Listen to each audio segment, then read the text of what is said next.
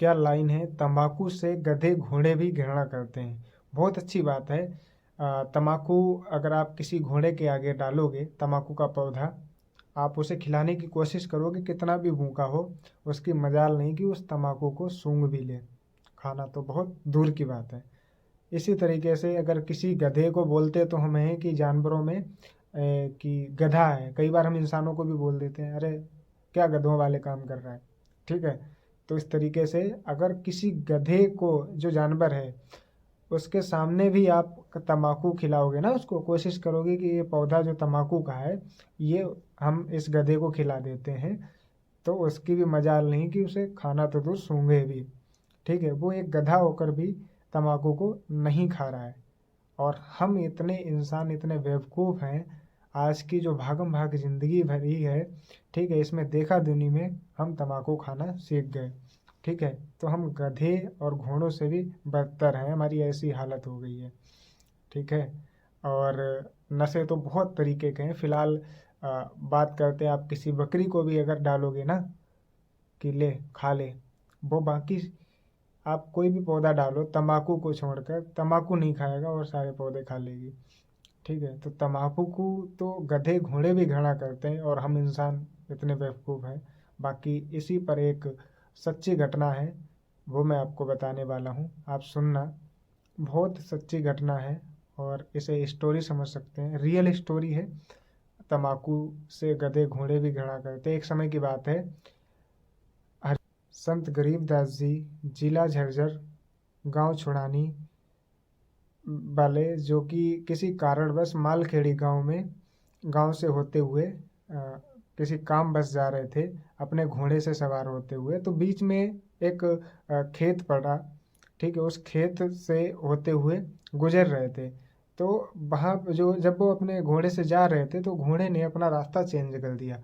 उसने क्या किया, उसके पास वाला जो खेत था, उस खेत में जो कि गेहूं का था, ठीक है, उस खेत से होते हुए उसके घोड़े ने उस खेत को, जो खेत से जा रहा था, उस खेत को छोड़ दिया, बल्कि दूसरी दिशा से अपना रास्ता चेंज कर लिया।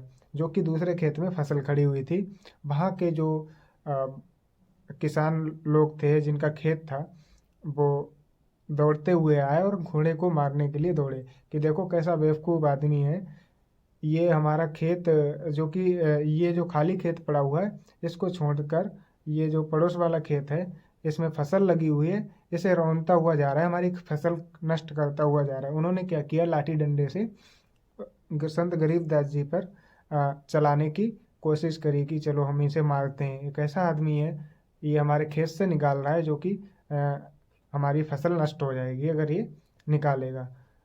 तो बात करते हैं, जैसा कि लिखा हुआ है कि उस टाइम की बात है कि जैसे ही उन्होंने अपनी लाठी डंडे उठाने की कोशिश करी, तो उन्होंने क्या किया, उनका हाथ ऐसे के ऐसे ही रुक गया।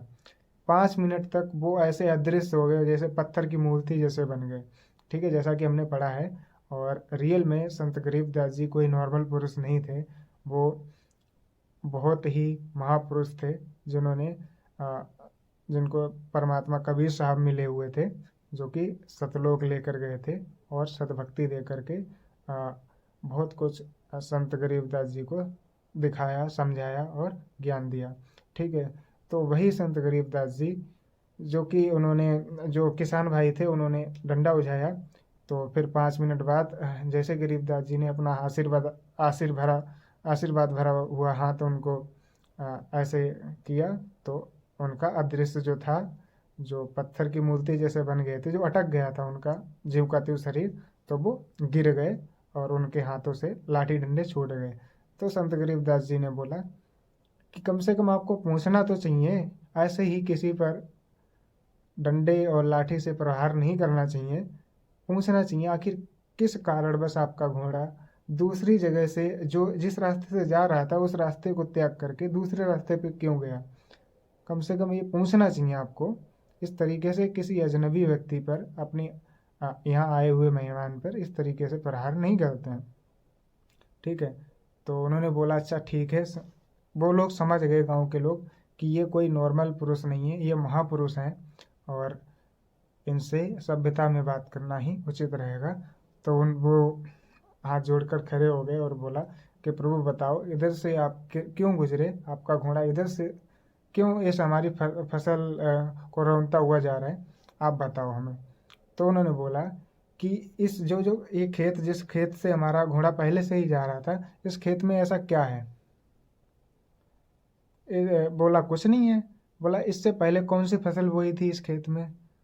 बोला उन्होंने कोई बोला था कि ये फसल बोई थी हमने, जैसे मान लो गेहूं की फसल बोई थी, उससे पहले कौन सी फसल बोई थी। बोला धान बोए हुए थे। बोला अच्छा उससे पहले कौन सी फसल बोई हुई थी। बोला इसमें तम्बाकू बोई हुई थी। बोला देखो ये इतना समझदार है घोड़ा कि इसने 3 फसल आपने तम्बाकू बोने से पहले उसके बाद में बो चुके हो, तम्बाकू बोने के बाद में 3 फसलें बो चुके हो, फिर भी ये घोड़ा जो है इसने रास्ता चेंज कर दिया। जिस खेत में तम्बाकू बो रखी थी इसे अभी भी गंध आ रही है। और आप लोग इतने मूर्ख हो कि आप लोग इस हुक्के को, इस चिलम को, तम्बाकू को भर भर के पी रहे हो। आपको नहीं पीना चाहिए। आज से ही इस तम्बाकू को त्याग दो और इस जीवन में, इस गांव में कभी भी कोई भी तम्बाकू को ना पिए, पीना तो दूर इसे छुए भी ना, और ना ही तम्बाकू की फसल बोए और नहीं उगाए, ना ही इसका धंधा करे, तो नहीं तो आपको बहुत हानि होगी। इतना कहकर संत गरीबदास जी वहाँ से चले गए अपने काम के लिए। तो बात करते हैं वहाँ के जितने भी लोग थे, उन्होंने गरीबदास जी के जाने के बाद उन्होंने बोला कौन देख रहा है। अरे महात्मा जी थे, वो तो बोल के चले गए, हमें उन्होंने ध्यान नहीं दिया। उसके बाद में उन्होंने किया कि उनके पास चिलम थी, वो अपना फिर से लग गए। उन्होंने सोचा कि चलो इसमें तम्बाकू भरते हैं और पीते हैं। गरीबदास जी कौन सा देखने आ रहे हैं, ठीक है। जैसे उन्होंने चिलम भरना चाही, बनाना चाही, तो वो चिलम टूट गई। ऐसे ही करते करते एक दूसरी चिलम उन्होंने कोशिश करा कि दूसरी चिलम देखते हैं भर करके, दूसरी भी टूट गई, तीसरी भी टूट गई, चौथी भी। इस तरीके से उनके पास कोई भी चिलम नहीं बची। फिर वो गांव में आए, गांव में देखा तो गांव में भी वही हाल, जितनी भी चिलमें थीं, ठीक है, जितने भी हुक्का थे सब टूट गए अपने आप ऑटोमेटिक। तो मालखेड़ी गांव में आज भी, वर्तमान समय भी, ये प्रमाण है इस चीज़ का, आज तक वहाँ पर कोई भी चिलम हुक्का नहीं पीता है, तम्बाकू नहीं खाता है। तो इसी तरीके से आपको अमल करना चाहिए कि तम्बाकू से तो गधे घोड़े भी घृणा करते हैं। उस घोड़े ने जिस तरीके से अपना रास्ता चेंज कर दिया, आपको भी रास्ता चेंज कर देना चाहिए। आपको भी तम्बाकू खाना तो दूर, कभी छूना भी नहीं चाहिए, ना ही ला के देना चाहिए। जगत गुरु तत्वदर्शी संत रामपाल जी अपने प्रवचनों में हमेशा तम्बाकू से और बीड़ी, हुक्का, जितने भी नशा हैं उनसे दूर करने को कहते हैं, और हमें सद्ज्ञान दे करके हमें सद्भक्ति करने को कहते हैं। हमें उनके वचनों पर हमेशा अमल करना चाहिए और उनके वचनों पे चलना चाहिए। उनके शब्दों में इतनी पावर है कि हम बहुत आसानी से हम सारे नशे छोड़ देते हैं। तो कोशिश करो, आप सत्संग अटेंड करो, गुरु जी के सत्संग सुनोगे तो उससे ज्ञान होगा, ज्ञान होगा तो आप उन सभी बुराइयों को छोड़ दोगे जो नशा आप नहीं छोड़ पा रहे हो।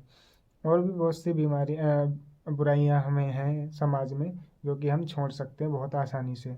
तो ये सारी चीज़ें हम सत्संग से छोड़ पाते हैं। ये सारा ज्ञान हमें सत्संग से होता है। तो इस दास के माध्यम से जितना हमने गुरु जी से सीखा, जितना हम सत्संगों में जा कर के, जितना हमने किताबें पढ़कर गुरु जी की सीखा है, कोशिश करते हैं आप तक बांटने की, आप तक पहुंचाने की इस वीडियोज़ के माध्यम से। तो उम्मीद करते हैं वीडियो आपको पसंद आया होगा। यदि पसंद आया है तो आप ज़रूर बने रहिए हमारे चैनल पर, और लाइक ज़रूर करें, सब्सक्राइब ज़रूर करें, और कोशिश करेंगे आपको आगे भी गुरु जी से सीख करके कुछ नई जानकारी आप तक पहुंचाने की। तो सत साहिब, उम्मीद करते हैं आपको ये वीडियो समझ आया होगा। तम्बाकू से गधे घोड़े भी घृणा करते हैं, तो कभी भी जीवन में भूल कर तम्बाकू जैसी महाबुरी चीज़ को त्याग दें और बिल्कुल ना पिएं, ना पीने दें किसी को।